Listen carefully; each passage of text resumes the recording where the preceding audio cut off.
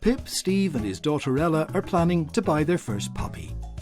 They've thought long and hard about the cost and commitment involved and have already been introduced to a range of dogs to help them narrow down their choice.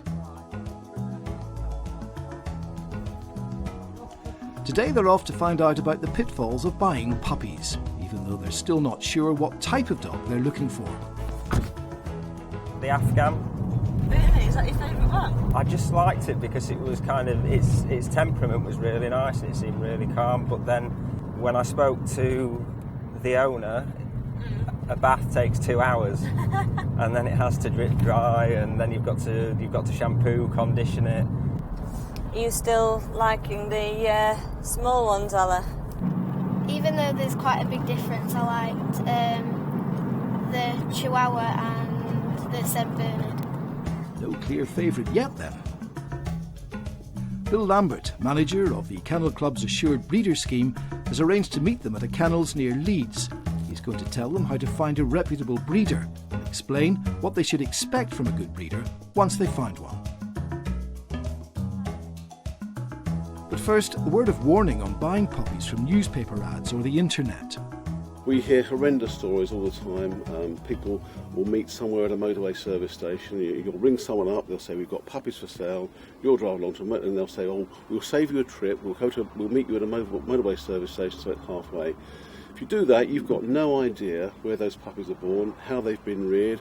Similarly, if you buy through a third party, a dog dealer, for example, and there are an awful lot of those, you've got no idea where those puppies are. In fact, what you're doing, if you buy through those sources, you're actually fueling that puppy farming trade. What kind of trouble can it get you into if you buy from these kinds of places? Well, if you're not buying directly from where you're seeing the puppies, you've got a very good chance of buying an ill or sickly puppy. Ultimately, it could die. So it's very important you go to a good breeder. So I've brought you along to see someone who is a Kennel Club assured breeder. We know, because they're a assured breeder, they are doing things correctly. Patsy Hollings has been breeding Weimaraner gun dogs for over 36 years and produced more than 70 UK champions. Before taking them to see the latest litter of puppies, she runs through what they should expect on a visit to any breeder.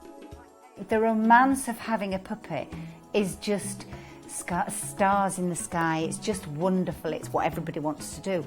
But the reality, to give that dog a proper, caring, knowledgeable home is what's necessary.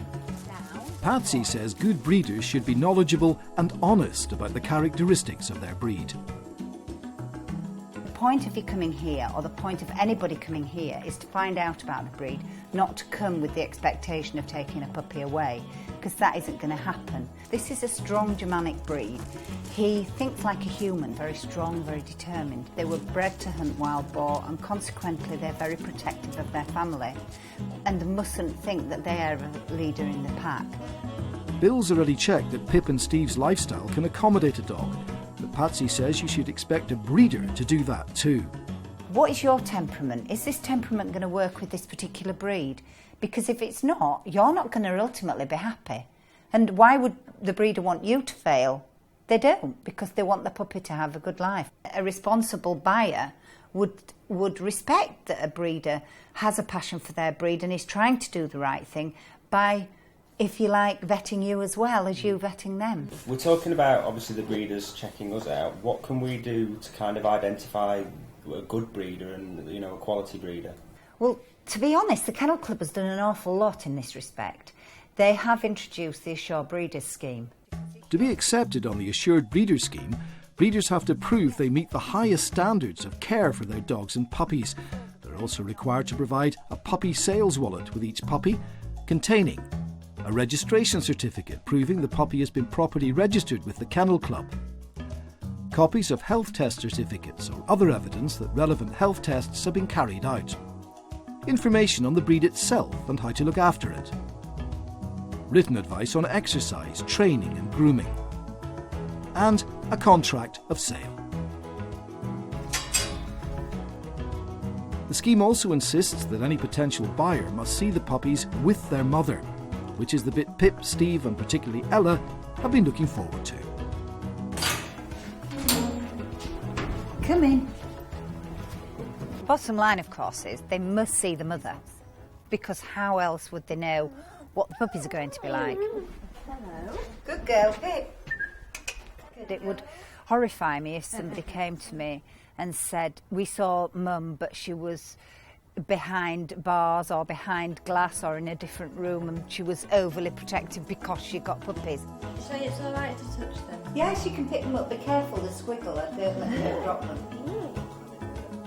All three of us are a little bit wiser now about the choices we're going to make and obviously what to look out for when it comes to finding a good breeder, a reputable breeder, and someone who can obviously be trusted to sell us a dog and obviously give us the test we need when we're actually thinking about buying one. How old are these ones at the moment? These are 3 weeks old. I definitely think it's good to speak to the breeders and for them to tell you all of the things that you need to think about.